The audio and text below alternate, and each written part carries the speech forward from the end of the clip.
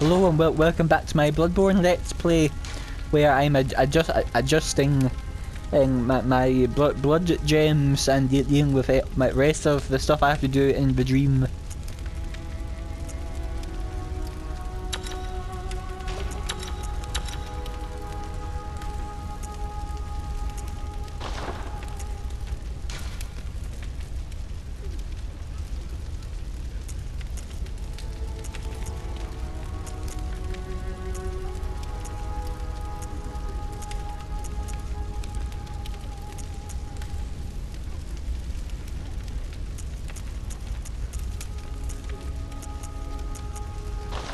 I think that's currently the best gems I've got available.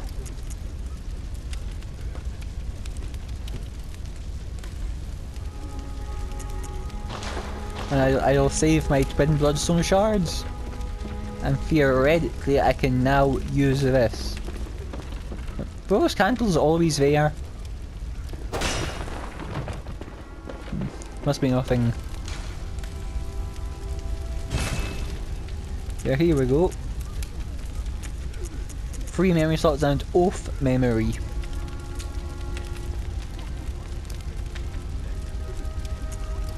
Let's see. Can't argue with this.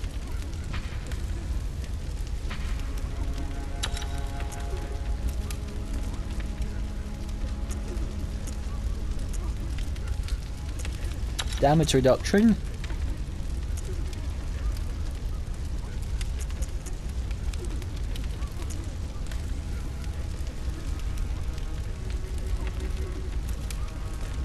And an extra blood vial can't be argued. It will be useful, I suppose. Can't really argue with that.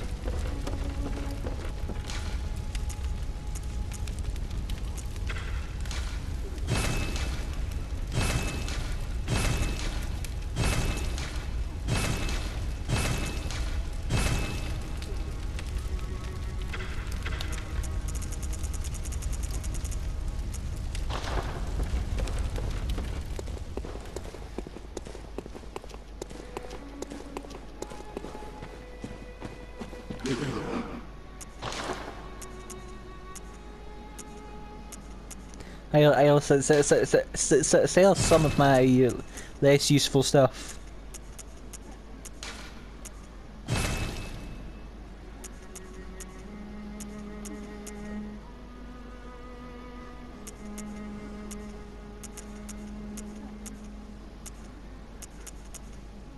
I'm not sure whether I should sell the rifle spear.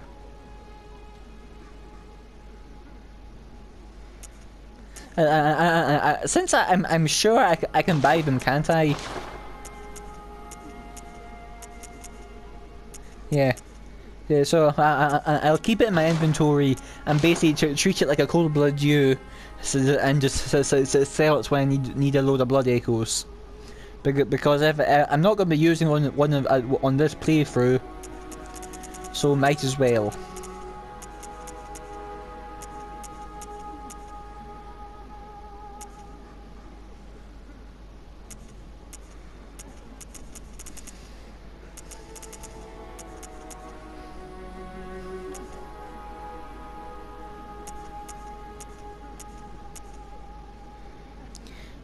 Wait, but that one is rating 1, first attack 1 plus, up 1.1%, and HP continues to recover plus 1. But 0.3% and no HP recovery is... Well, 0.3% more and no HP recovery is rank 2. No, well, rating 2. Doesn't seem quite right.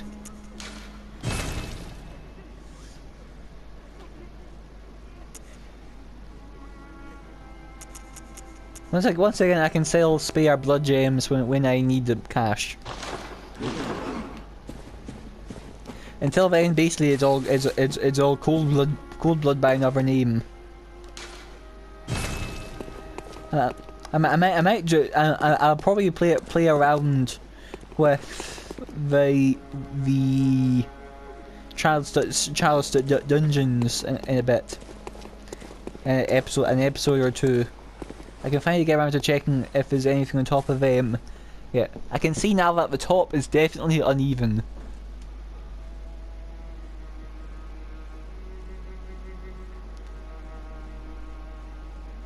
Or maybe that just is supposed to be it going up into the clouds overhead.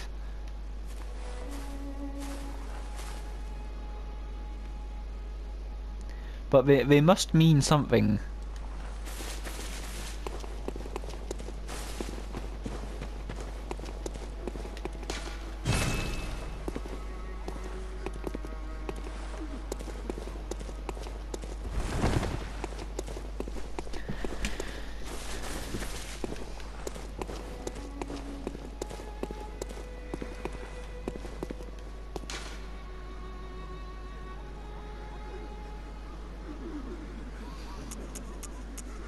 Okay, I'll head back to the cathedral ward and try the path on the right.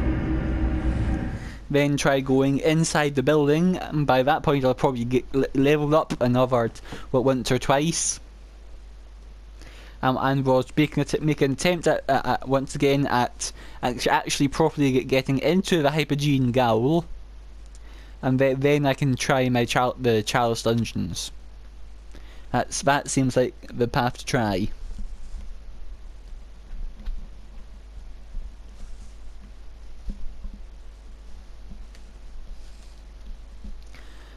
And that's me just moving my headphones a bit. Had an itch. Anything new being said here? Oh, thank you. So, well, she actually talks to me. Well, only now and then, and she don't mince words. But she's a kind one. I can tell. A good woman.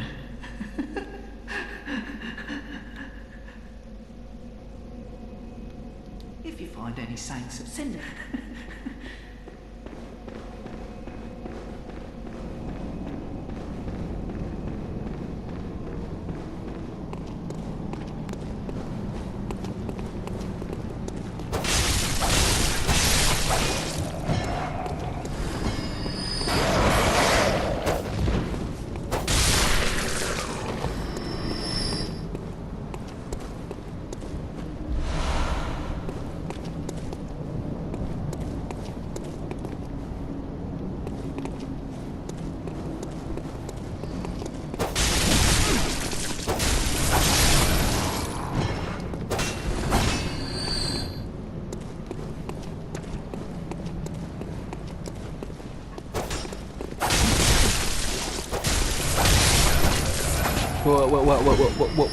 One trick I've found when playing this game is that even when the enemy's dead, it doesn't register for a few seconds, where you can get a free hit or two in that to recover HP.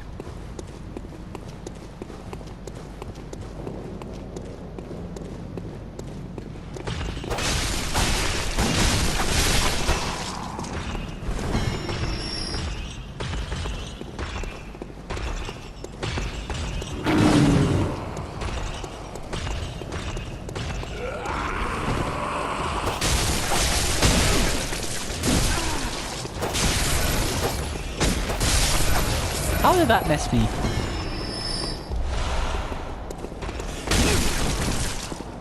Okay, they can go at fair speed. What, frenzy? Whoa, oh, it just died. What just killed me? Frenzy must be a bit like poison. Or when the bar fills, it causes set damage. So it's almost like it's potential damage for the enemy's attack.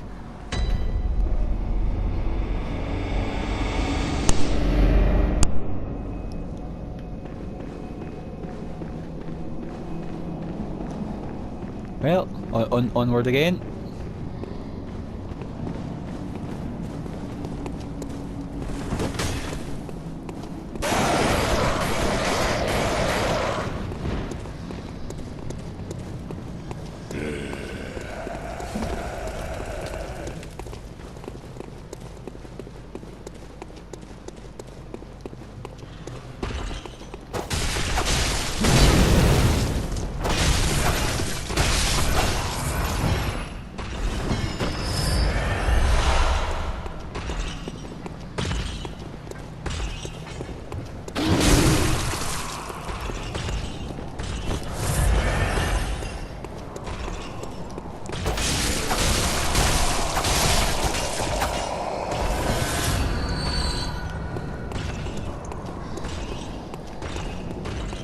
I'll keep the bolt hunter's marks ready to fly when I need them.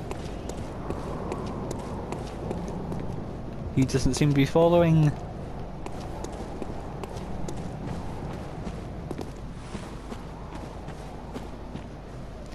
Let's see what we have here. Hold on, got my wire caught in something.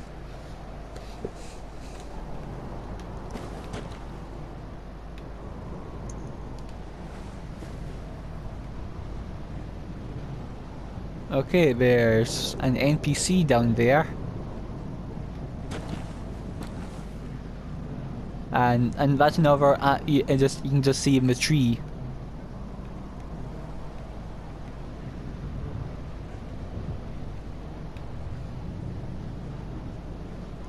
Crows on top of the roof.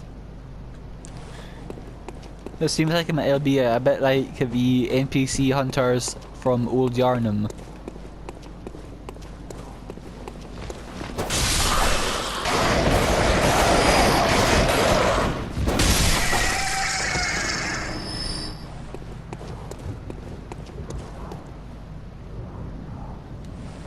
What's that?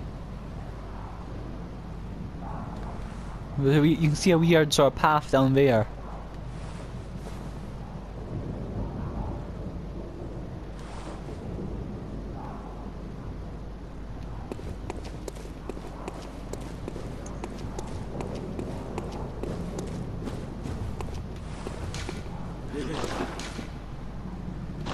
A strong foe. Yeah, so this is going to a fight.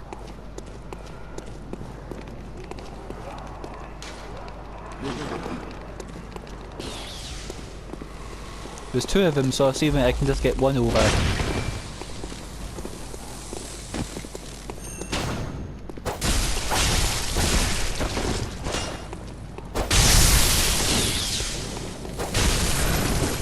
Okay, this guy's got an electrified weapon.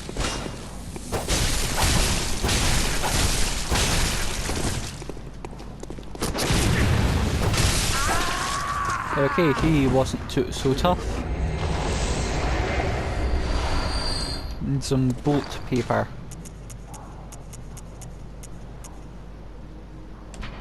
Basically, the electricity version of fibre paper. Coarse paper applies bolts to weapons when rubbed. Invented by Archibald, the infamous eccentric of Healing Church Workshop, artificially recreates the blue sparks that are said to surround the dark beasts. Unlike the other strange weapons created by Archibald, this one was favoured by many hunters, in particular those who had even once laid eyes on a dark beast.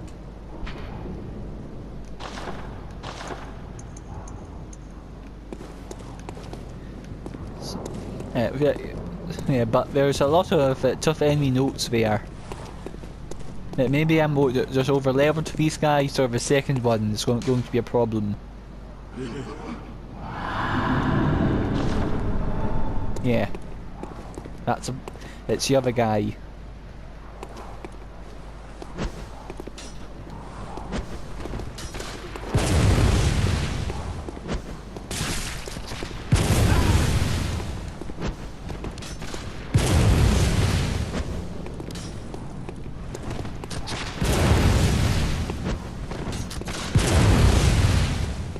What did I do? It swapped into the monocular.